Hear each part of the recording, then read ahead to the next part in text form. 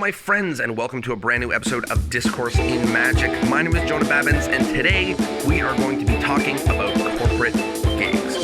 Well, actually not really. We're going to be talking about a problem that I have with magicians who want to get corporate gigs. You know, almost every single time that I start working with a magician and I ask them what kind of shows they want more of, the answer is almost unanimously more corporate shows. And look, corporate events are great. I'm going to tell you all about why they're great in a second, but they also have their own laundry list of problems that other events don't have. And I want to sort of open your eyes to that, because there are magicians that are doing $50, $100, $150, $200,000 a year doing shows for kids at theme parks. They're crushing it. They've got a kids themed magic show, and they're like, you know what I wish? I wish I did corporate events. And they don't realize that they have something that's so unique. They have something that's so special that they can actually use, which is that they have a market that they have carved out for themselves, and it is working.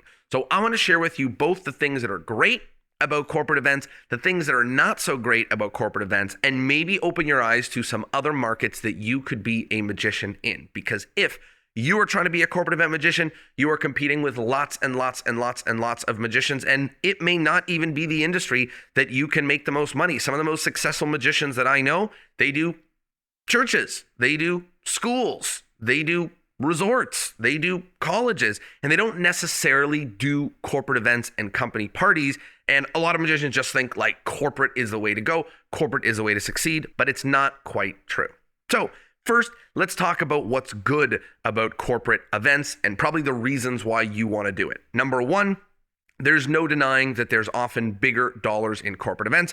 Companies that make millions and millions and millions of dollars a year, they're okay to spend 10, 20, 50, 100, 200, $500,000 on their company party, and hiring a magician that's 1, 2, 3, 5, 7K may just be a line item on that, and it's not that big of a deal for them to pay amounts of money that for us make a really, really huge impact. So the first reason why people love doing corporate events is because there certainly is a lot of money in it per event. The second reason why people love doing it is because they are classy and awesome looking events. Everyone's dressed up. It's beautiful. It's often a gala, a reception. There's so much that makes it look cool and fun to be a part of them. And it's great to get dressed up and be in an environment full of other people that are dressed up. The photos look good. The videos look good. The people are thrilled. And it's a really cool environment to be in to help a company celebrate their holiday party or an awards banquet or something like that. And number three, a third reason, although there are many, why you may love doing corporate events or why corporate events are awesome is because they feel great. You've got an audience full of adults. Oftentimes, they're receptive to being there. It's a beautiful environment, like I shared earlier. And overall, sometimes you leave the event just feeling like $1 million. There's an AV team that's helping you look good a lot of the times. There's a lot of great venues and great stages, and you just feel awesome when you go and get to be a part of the event and get to be a part of something where you make employees feel awesome. So that's some of the things that are really awesome about corporate events. But here's some of the reasons why corporate events are not so great.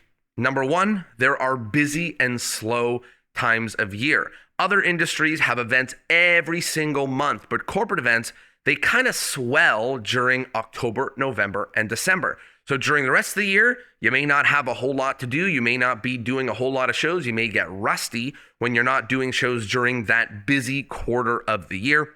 The second reason why corporate events are not so great is that people rebook the same entertainment year after year, very rarely for corporate events. For a school, every year, one whole grade leaves, the next whole grade joins. So you could do a show for a school every single year, for the grade 9s every single year, and it's always different. They can hire you every year. You can do the same magic, the same show, and they can rebook you over and over and over again.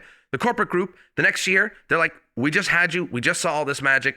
Maybe even if you have a brand new show, they still want something different for their event. Number three, another reason why corporate events are annoying is because there are endless logistics. I know it feels like corporate events are always in big, beautiful spaces, but you could be in Legion halls. You can be in big, huge spaces. They may have an AV team. They may not. You have to deal with tech and staging and lighting and sound. And there are other types of shows and events that you can do where everything actually looks beautiful. Like if you're in a theater or if you're in a church or if you're in a school, a lot of that stuff is already set up for you, and you get to play a type of venue that looks exactly the same every single time. So what I want to do now that I've sort of shaken you up a little bit to maybe why you may not want to do corporate gigs, if you still love it, great, do it 100%.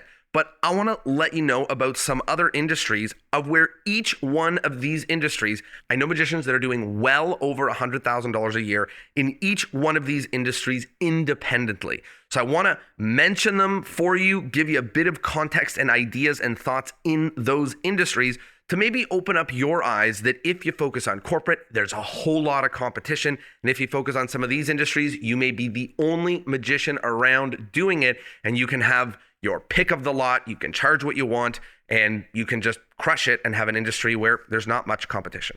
So here are some. Number one, the obvious one, the one you probably thought I was going to say, is kids' birthday parties. What's so awesome about kids' birthday parties is it's endless. Everyone in your city's having kids. You can fit in multiple every single weekend. And I know magicians that charge upwards of $1,000 per kid's birthday party. Imagine 1 to 2 events on Saturday, 1 to 2 events on Sunday every single week. What an amazing industry to be in. And there's always kids, and kids are always having birthday parties, and them looking for entertainment is never going to change. Number 2, schools. Wherever you live, based on the population, there's a whole lot of schools within driving distance of you, and schools bringing educational programs, entertainment programs. There's a whole lot of reasons why schools bring in magicians. A lot of schools have budgets set aside for entertainment for the students. And if you've got a school-friendly show, a kid-friendly show, this could be a jackpot. I know multiple magicians doing well over $200,000 a year performing in schools. Number 3 is summer camps and leadership programs. There's a lot of summer camps, day camps, overnight camps that happen during the summer, as well as leadership programs, retreats, March break programs, things like that happen during the rest of the year. If you like performing, not just for kids, but for teens, this is an amazing audience. Some of my best performing memories of all time are performing for the staff up at summer camps. I still do summer camp shows. I still do leadership conference shows. I love that industry. They're fun. Teens react like crazy. They've got all the best parts that kids have, which is they're excitable and they're pumped to be there. And they have all the best parts that adults have, which is they're kind of adults already, so they know how to be quiet and sit down and enjoy a show. There's 3 so far. Those are specifically if you like performing for kids and teens. But let's talk about another one.